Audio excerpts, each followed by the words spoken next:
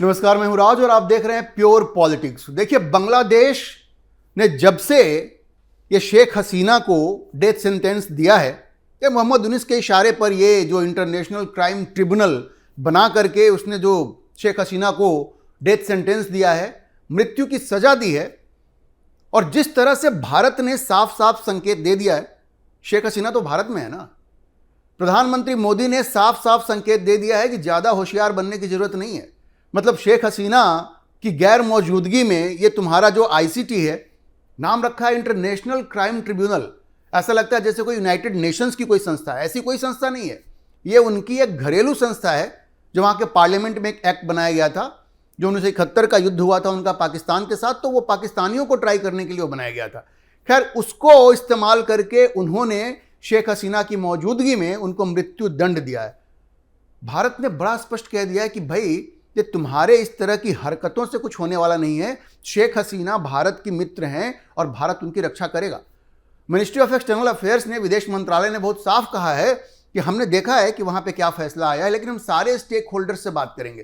तो जब stake holders की बात करते हैं, उसमें तो शेख हसीना भी आती हैं, अवामी लीग भी आती है और बीएनपी भी आती है, तमाम लोग आते हैं। बात करके देखेंगे तो भारत ने जो सख्त रुख अपनाया ना, और जो कड़ा मैसेज दिया बांग्लादेश को शेख हसीना के मुद्दे पे, तो यूनिस की ये जो अंतरिम सरकार है वो बिल्कुल हिल गई है। और आपको पता है 48 घंटे के अंदर बांग्लादेश के जो नेशनल सिक्योरिटी एडवाइजर हैं, राष्ट्रीय सुरक्षा सलाहकार बांग्लादेश के डॉक्टर खलीलुर रहमान, वो भागते हुए दिल्ली आए और जाकर के उन्होंने भारत के national security advisor Ajit Doval से मुलाकात की है। जी, अजीत डोवाल से मुलाकात की है। और इतना ही नहीं, अजीत डोवाल को ढाका भी बुलाया है कि भाई आप वहां आइए, हम आपसे बातचीत करेंगे, वहां बैठ करके हाथ जोड़ करके उनको समझाएंगे कि भाई आप ऐसा मत कीजिए कि हम लोग पूरी हिम्मत ही हार जाएं। क्योंकि भारत ने बड़ा स्पष्ट कहा है कि शेख हसीना भारत में है और सुरक्षित रहेंगी। ये आप आईसीटी वगैरह से ये सब ड्रामा करके आप हमें मजबूर नहीं कर सकते कि हम आपको उनके हवाले कर दें। चूंकि बांग्लादेश बार बार ये कह रहा है ना कि शेख हसीना को आप हमें हमारे हवाले कर दीजिए, मतलब ढाका उनको भेज दीजिए ताकि वो उनको मृत्यु दंड दे सके। आप सोच लीजिए, एक ऐसी सरकार जो चुनी हुई नहीं है, जिसके पास कोई मैंडेट नहीं है, ये अमेरिका ने वहां पे उसको थोपा हुआ है। ये जो सरकार है जिसके पास अपनी कोई सैंक्टिटी नहीं है, वो खुद एक लेजिट गवर्नमेंट नहीं है, और वो क्या कर रही है, उसने एक ये ट्रिब्यूनल बना करके, ट्रिब्यूनल तो पहले से बना हुआ है, लेकिन उसका इस्तेमाल करके शेख हसीना को उनकी गैर मौजूदगी में, उनका वकील भी नहीं था, और उनको मौत की सजा दी है। अच्छा देखिए, ये जो बांग्लादेश का जो अप्रोच है, ये अपने आप में बड़ा महत्वपूर्ण है, जो उन्होंने एनएसए को अपना भेजा है ना। क्योंकि इससे पहले वो बांग्लादेश की जो फॉरेन मिनिस्ट्री है, वो बिल्कुल अपना जोर लगाई हुई थी कि भाई भारत को जो ट्रीटी है दोनों देशों के बीच में, प्रत्यर्पण जो संधि है, उसका सम्मान करते हुए भारत को शेख हसीना को बांग्लादेश को सौंप देना चाहिए। अब बांग्लादेश में जो आईसीटी है, उसने शेख हसीना पे चार्ज क्या लगाया है, क्राइम अगेंस्ट ह्यूमैनिटी, कि वहां पे वो जो हिंसक प्रदर्शन हो रहे थे उसको उन्होंने दबाने की कोशिश की, और उस कोशिश में कुछ लोग मारे गए। तो भाई, अगर सड़क पे आके लोग दंगा करेंगे, हिंसा करेंगे, तो कोई भी सरकार चुप रहेगी क्या? और उसके लिए आप कहेंगे कि हम इसको ट्राई करेंगे, और आप उसका पक्ष भी नहीं सुनेंगे। शेख हसीना को भी तो अपनी बात कहने का मौका मिलना चाहिए था ना, वो तो मौका उनको मिला नहीं। तो अब वो भारत पे जो दबाव बना रहे हैं, उसी का एक हिस्सा था। लेकिन जब मोदी ने अपना रुख दिखाया, कड़ा तेवर दिखाया कि भाई ये सब स्टेटमेंट इशू करने से और हमको मेमो भेजने से कुछ नहीं होने वाला है, तो दौड़ करके उनके एनएसए अभी आए हैं भारत। अजीत डोवाल के साथ उनकी मुलाकात हुई है, और अब उनको बुला रहे हैं कि आप ढाका आइए, वहां बैठ के हम लोग बात करेंगे। इसका कोई फायदा नहीं होने वाला है, क्योंकि मैं अभी आपको बताऊंगा कि जो प्रत्यर्पण संधि है भारत और बांग्लादेश के बीच में, उसमें कुछ ऐसे क्लॉज हैं जो भारत को यह अधिकार देते हैं कि इस प्रत्यर्पण की मांग को रिजेक्ट किया जाए। जी, उसमें है।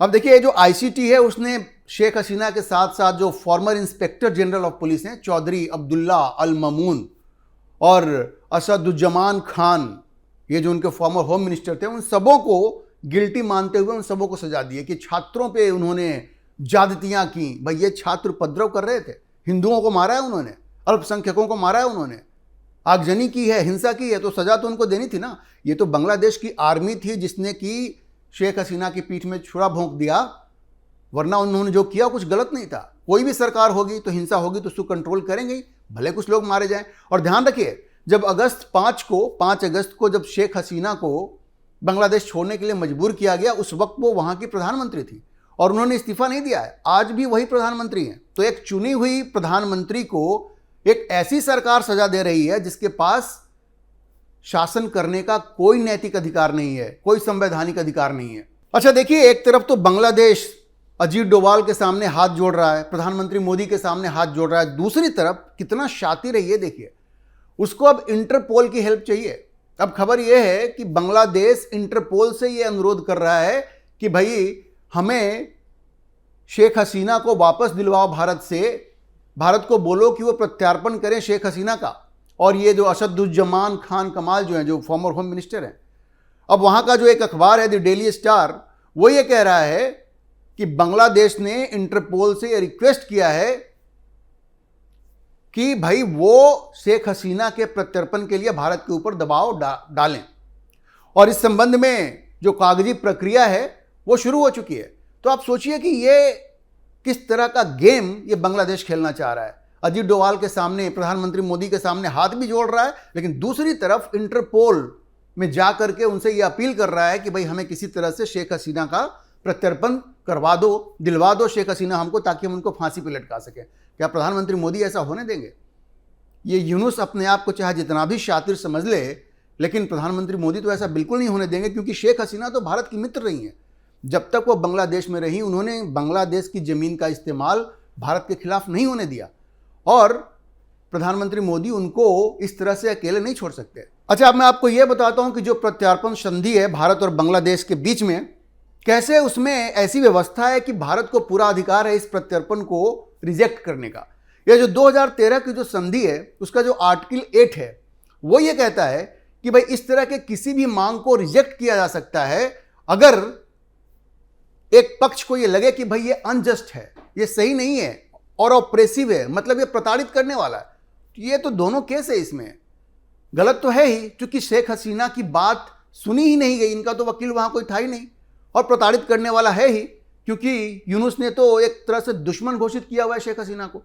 तो आर्टिकल 8 जो है प्रत्यर्पण संधि की, वो बिल्कुल यह कहता है कि भाई इस तरह के डिमांड को रिजेक्ट किया जा सकता है, और भारत इसीलिए कह रहा है कि भाई रुको, हमको सोचने दो, तुम्हारे कहने से कुछ नहीं होगा।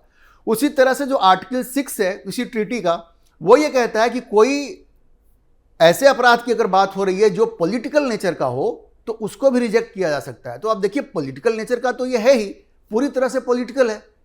तो आर्टिकल 8 और आर्टिकल 6 ये दोनों भारत को अधिकार देता है कि बांग्लादेश की ऐसी किसी भी मांग को वो रिजेक्ट करे, और इसलिए ये इस बात की पूरी संभावना है, एमईए ने इंडिकेट भी कर दिया है, विदेश मंत्रालय ने, कि भारत इस प्रत्यर्पण की मांग को रिजेक्ट करेगा, क्योंकि प्रधानमंत्री मोदी शेख हसीना को फांसी पे नहीं चढ़ने देंगे। और जब अजीत डोभाल ढाका जाएंगे, जो वो बुला रहे हैं ढाका में, तो वहां जा करके वो भी ये बात स्पष्ट रूप से कहने वाले हैं यूनुस को कि भाई ज्यादा होशियार मत बनो, भारत तुम्हारे इन गलत मंसूबों को सफल नहीं होने देगा। अच्छा, इसी तरह से जो एक्स्ट्राडिशन एक्ट है 1962 का, वो भी भारत सरकार को अधिकार देता है कि किसी भी तरह के ऐसे प्रत्यर्पण को वो रोक सकता है जहां पे कि भारत को ऐसा लगे कि भाई जो परिस्थितियां हैं वो सही नहीं है उस व्यक्ति का प्रत्यर्पण करने के लिए। तो यहां तो एक दुश्मन सरकार है, भाई पॉलिटिकल नेचर है, वहां की चुनी हुई प्रधानमंत्री हैं जो भारत में रह रही हैं, तो कोई क्रिमिनल तो ऐसी है नहीं ना कि किसी का मर्डर करके भागी हुई है वहां से। तो ये जो एक्स्ट्राडिशन एक्ट है 1962 का, वो भी भारत सरकार को अधिकार देता है कि वो इस डिमांड को रिजेक्ट करे। इसका जो सेक्शन 29 है वो बहुत स्पष्ट रूप से कहता है कि अगर इस तरह की कोई मांग गुड फेथ में नहीं की गई है तो उसको रिजेक्ट किया जा सकता है। तो ये तो गुड फेथ में बिल्कुल नहीं है। तो विदेश मंत्रालय ने बड़े स्पष्ट संकेत दे दिए हैं कि भाई भारत तो बिल्कुल प्रत्यर्पण नहीं करेगा। प्रधानमंत्री मोदी ने भी बड़ा स्पष्ट संकेत दे दिया है। मैं आपको बता दूं कि इस बीच ढाका की सड़कों पे मैसिव प्रोटेस्ट चल रहा है। वहां पे शेख हसीना के जो समर्थक हैं सड़कों पे उतर गए हैं, वहां पे आगजनी हो रही है, वो अपना विरोध प्रदर्शित कर रहे हैं और कह रहे हैं कि भाई तुम हमारे नेता को जबरदस्ती फांसी पे लटकाना चाह रहे हो, तो अगर ऐसा कुछ हुआ तो बांग्लादेश में हालात और बिगड़ेंगे। अब जो छात्र भी हैं ना जिन्होंने कि ये आंदोलन शुरू किया था, वो भी यूनुस के खिलाफ हो गए हैं। वो भी अब कह रहे हैं कि यूनुस गद्दी छोड़कर भागो वरना हम तुम्हारे खिलाफ आंदोलन शुरू करेंगे। तो यूनुस की स्थिति वहां पे बड़ी मुश्किल हो गई है।